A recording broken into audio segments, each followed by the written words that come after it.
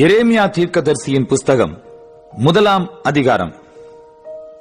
பென்யமீன் தேசத்தில் உள்ள ஆனதோத் ஊரிலிருந்த ஆசாரியர்களில் ஒருவனாகிய இல்க்கியாவின் குமாரன் எரேமியாவினுடைய வசனங்கள்.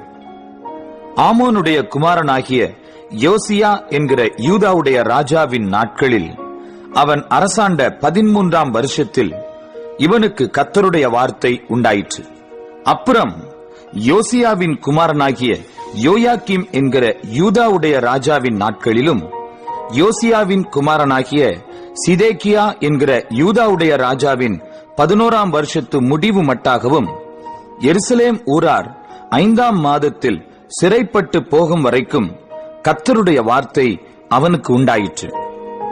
கர்த்தருடைய வார்த்தை எனக்கு உண்டாகி அவர், நான் உன்னை தாயின் வயிற்றில் உருவாக்கும் முன்னே உன்னை அறிந்தேன், நீ கற்பத்திலிருந்து வெளிப்படும் முன்னே நான் உன்னை பரிசுத்தம் பண்ணி உன்னை ஜாதிகளுக்கு தீர்க்கதரிசியாக கட்டளையிட்டேன் என்று சொன்னார். அப்பொழுது நான், கர்த்தராகிய ஆண்டவரே, இதோ நான் பேச அறியேன், சிறுபிள்ளையாயிருக்கிறேன் என்றேன். ஆனாலும் கர்த்தர், நான் சிறுபிள்ளை என்று நீ சொல்லாதே, நான் உன்னை அனுப்புகிற எல்லாரிடத்திலும் நீ போய் நான் உனக்கு கட்டளையிடுகிறவைகளை எல்லாம் நீ பேசுவாயாக.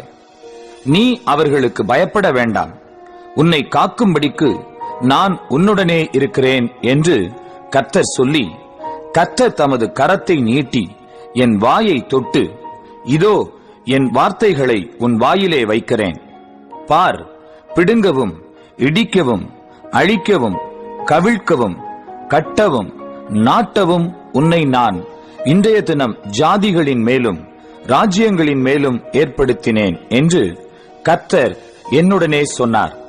பின்னும் கர்த்தருடைய வார்த்தை எனக்கு உண்டாகி அவர், எரேமியாவே, நீ என்னத்தை காண்கிறாய் என்று கேட்டார். வாதுமை மரத்தின் கிளையை காண்கிறேன் என்றேன். அப்பொழுது கர்த்தர், நீ கண்டது சரியே, என் வார்த்தையை தீவிரமாய் நிறைவேற்றுவேன் என்றார். கர்த்தருடைய வார்த்தை 2ஆம் தரம் எனக்கு உண்டாகி அவர், நீ காண்கிறது என்ன என்று கேட்டார். பொங்குகிற பானையை காண்கிறேன், அதன் வாய் வடக்கே இருந்து நோக்குகிறது என்றேன். அப்பொழுது கர்த்தர் என்னை நோக்கி, வடக்கே இருந்து தீங்கு தேசத்தினுடைய குடிகள் எல்லார் மேலும் வரும். இதோ நான் வடதிசை ராஜ்யங்களின் வம்சங்களை எல்லாம் கூப்பிடுவேன் என்று கர்த்தர் சொல்லுகிறார். அவர்கள் வந்து அவனவன் தன் தன் சிங்காசனத்தை எருசலேமின் ஒலிமுக வாசல்களுக்கும் அதன் சுற்று மதில்கள் எல்லாவற்றிற்கும் விரோதமாகவும் யூதா தேசத்து எல்லா பட்டணங்களுக்கும் விரோதமாகவும் வைப்பார்கள்.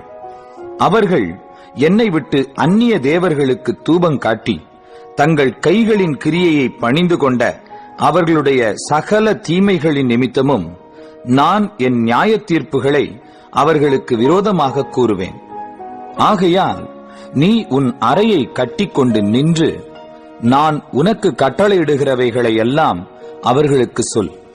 நான் உன்னை அவர்களுக்கு முன்பாக கலங்க பண்ணாதபடிக்கு நீ அவர்கள் முகத்துக்கு அஞ்சாதிரு.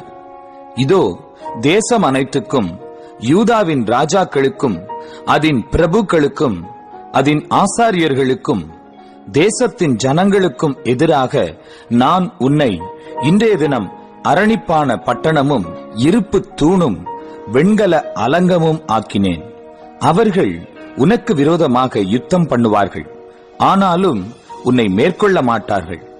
உன்னை ரட்சிக்கும்படிக்கு நான் உன்னுடனே இருக்கிறேன் என்று கர்த்தர் சொல்லுகிறார்.